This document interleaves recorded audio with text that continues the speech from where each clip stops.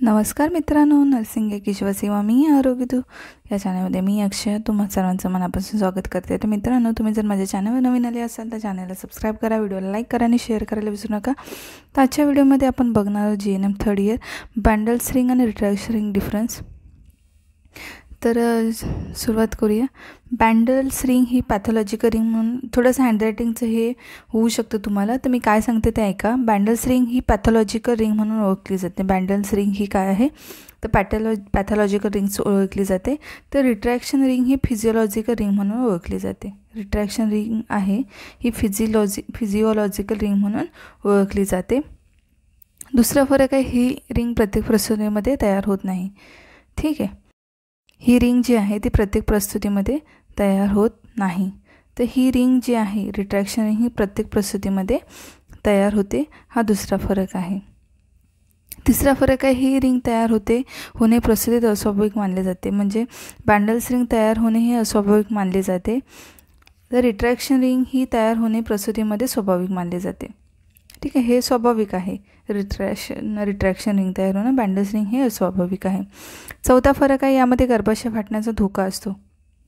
बँडल्स रिंगमध्ये गर्भाशय फाटण्याचा धोका असतो, यामध्ये गर्भाशय फाटण्याचा रिट्रॅक्शन रिंगमध्ये धोका नसतो। ते लक्षात घ्या, मी काय सांगते ते ऐका। पाचवा, हे वलय सिम्फॅसिस प्युबिसच्या वरील बाजूस आडवी किंवा थोडीशी तिरकी असते। बँडल्सचे जे वलय असतं, रिंग जी तयार होते ती सिम्फॅसिस प्युबिसच्या वरील बाजूस आडवी किंवा थोडेसे तिरके असते। ठीक आहे, आडवे किंवा तिरके असते आणि हे वलय किंवा रिंग सिम्फॅसिस प्युबिसच्या खाली असते। रिट्रॅक्शन रिंग ही सिम्फॅसिस प्युबिसच्या खाली असते।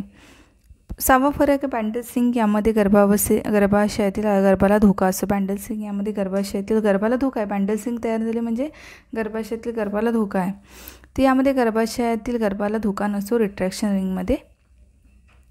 सातवा फरक आहे, बँडल्स रिंग ही धोक्याची सूचना आहे। बँडल्स रिंग तयार होणं किंवा निर्माण होणं ही धोक्याची सूचना आहे, रिट्रॅक्शन ही धोक्याची सूचना नसते।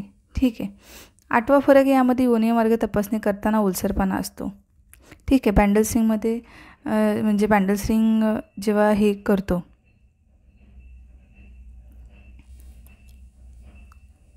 तर आता बाकीचे डिफरन्स झालेत। आता यामध्ये योनी मार्गे जेव्हा आपण तपासणी करतो, बँडल्स रिंग ही धोक्याची सूचना असते, रिट्रॅक्शन रिंग ही धोक्याची सूचना असते। तर यामध्ये जो फरक आहे, यामध्ये योनी मार्गे तपासणी करताना बँडल्स रिंगमध्ये गरम आणि ड्राय लागतं, हे थोडंसं आहे।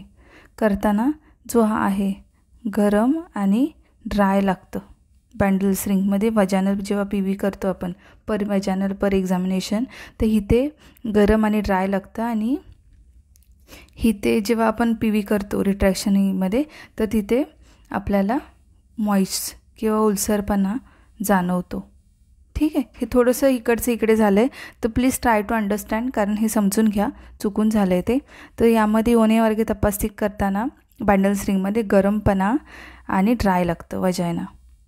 ठीक आहे, गरम आणि ड्राय लागतं बँडल्स रिंगमध्ये आणि रिट्रॅक्शन रिंगमध्ये इथे ओलसरपणा जाणवतो। ते लक्षात घ्या, इकडचा फरक इकडे आणि इकडचं असं करायचं आहे। तर इथे ड्राय आणि मॉइस्ट असतं आणि इथे ड्राय आणि गरम असतं, हॉट, गरमपणा जाणवतो आणि ड्राय लागतं वजायना।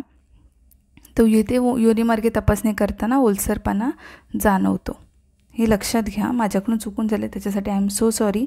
तर ते तुम्ही लक्षात घेऊन लिहा, कारण नाहीतर मग तुम्हाला प्रॉब्लेम होईल, कारण इकडचं डिफरन्स इकडे लिहिणं चुकीचं आहे।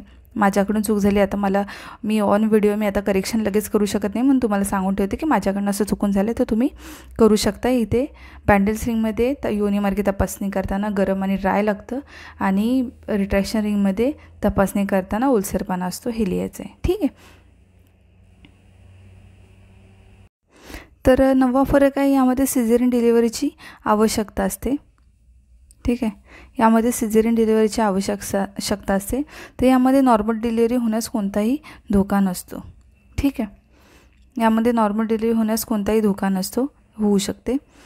त्याच्यानंतर यामध्ये लघवी फूल असल्यावर जो फुगवटा असतो तसा पोटावर दिसतो। यामध्ये लघवी फूल झाल्यावरती जो फुगवटा असतो म्हणजे ब्लॅडर फूल सारखा जो फुगवटा असतो बँडल्स रिंगमध्ये तो पोटावर दिसतो, यामध्ये काही दिसत नाही, म्हणजे रिट्रॅक्शन रिंगमध्ये काही दिसत नाही। यामध्ये योनिमार्गे तपासणी करताना बाळाचं कॅपूटसुद्धा फील होतं. यामध्ये योनिमार्गे तपासणी करताना बाळाचा कॅपूट म्हणजे बाळाच्या डोक्याला सूज झाली असं फील होते. यामध्ये याचे निदान PV एक्झाममध्ये होते. रिट्रॅक्शन रिंगचं एक्झाम जे आहे ते PV केल्यावरती होतं. तर यामध्ये त्याच्यासाठी एक्सपर्ट सिस्टर हवी आहे. ठीक आहे. तर अशा प्रकारे आजचा व्हिडिओ होता. भेटूया लवकरच पुढच्या व्हिडिओमध्ये. तोपर्यंत काळजी घ्या, मस्त राहा, स्वस्त राहा. धन्यवाद.